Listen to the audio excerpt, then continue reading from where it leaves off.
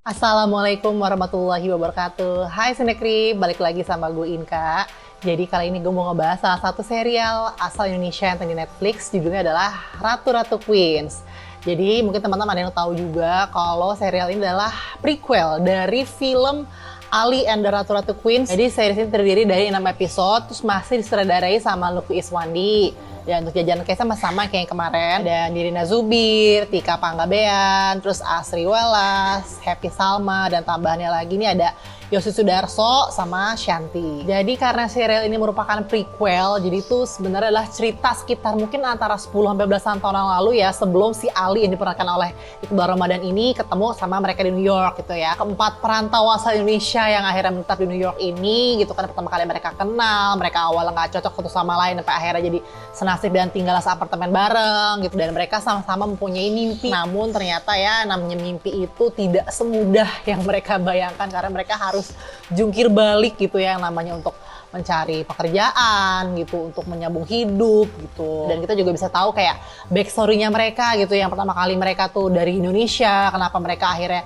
bisa ke sana. Jadi yang gue suka dari series ini sumpah adalah series Indonesia tahun ini yang gue tonton tuh gue bener-bener nikmatin banget, kayak nggak mau habis itu, kayak apa sudah habis itu kayak gue masih pengen nonton lagi gitu rasanya gitu, karena mereka tuh kayak interaksi satu sama lain itu kayak cair banget, kayak percaya mereka tuh dari awal mereka mulai kaku sampai akhirnya mereka mulai jadi deket, jadi sahabat, jadi chemistry-nya dapat banget, dramanya oke, komedinya juga pas, dan didukung lagi sama para acting semuanya bagus-bagus semua gitu. Dan terutama di sini tuh kan biasanya karakter Asri Welas ya kayak gitulah ya, kayak sebagai dirinya sendiri gitu, dia kan kayak bonek, dia kayak Jawa metal gitu kan orangnya.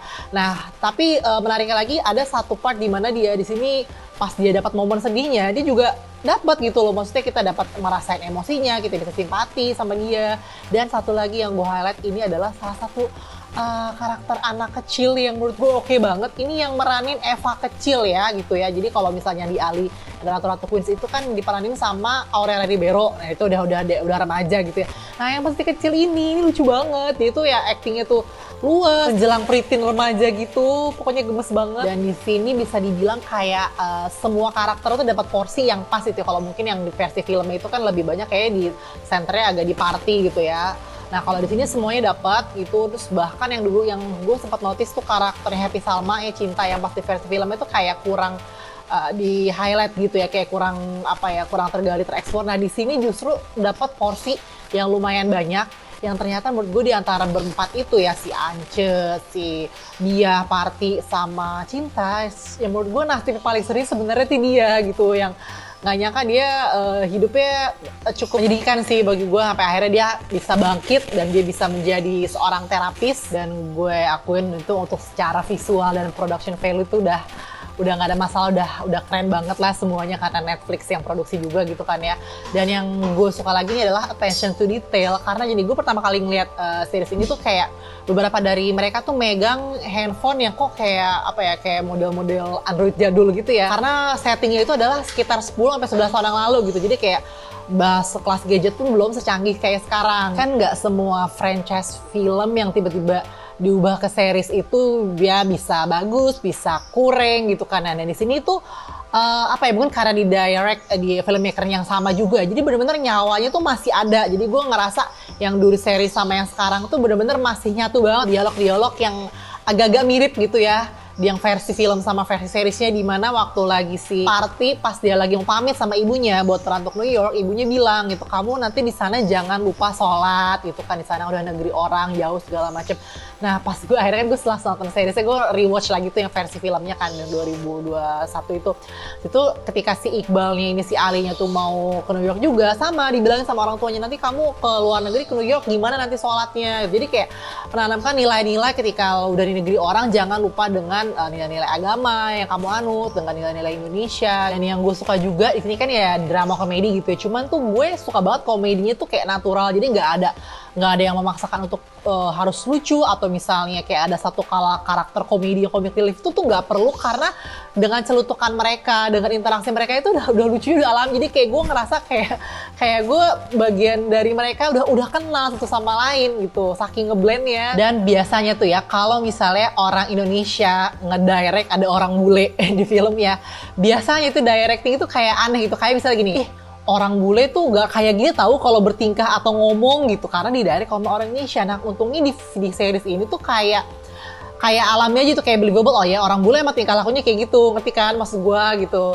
Nah meskipun nih gitu, meskipun kalau directingnya nggak masalah kayak dari POV orang bule gitu, tapi sayang nih yang menurut gua agak sedikit kurang gitu, aktor-aktor bulenya itu tidak sebanding dengan kemampuan acting para pemain orang Indonesianya. Ya gua nggak bilang jelek sih gitu, kayak contohnya si Luka gitu kan, yang dia love interestnya si Party gitu, yang menurut gue dia genuine sekali, dia likable sekali gitu. Dan setahu gue juga aktor Broadway ya, cuman memang masih jomplang sama karakter-karakter orang Indonesianya yang benar-benar pol-polan gitu. Sama menurut gue nih ada satu scene yang menurut gue cukup maksa dan kayak sempet bikin gue, hah kok gini gitu. Jadi ada satu part di mana tuh kan mereka lagi kayak jualan apa ya, buat ngebantu ibunya Party berobat itu kan, mereka jualan sambal gitu di satu bazar gitu, orang Indonesia semua.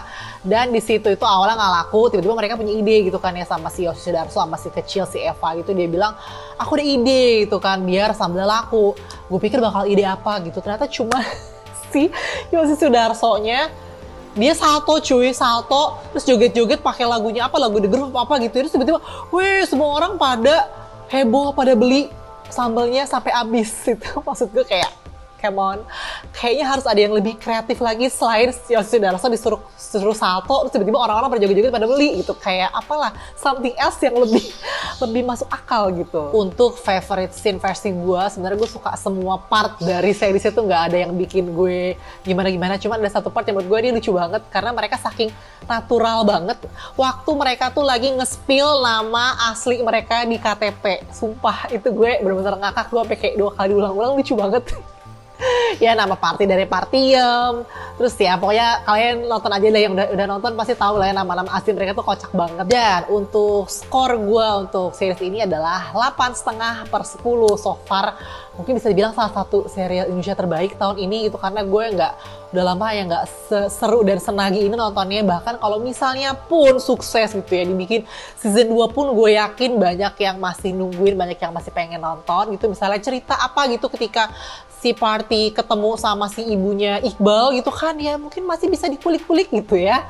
Oke, bagaimana pendapat kalian udah nonton? Silahkan tulis di kolom komen. Thank you udah nonton. Jangan lupa dukungan untuk like, share, dan subscribe channel Snackgrip. Sampai ketemu di konten berikutnya. Wassalam, bye-bye.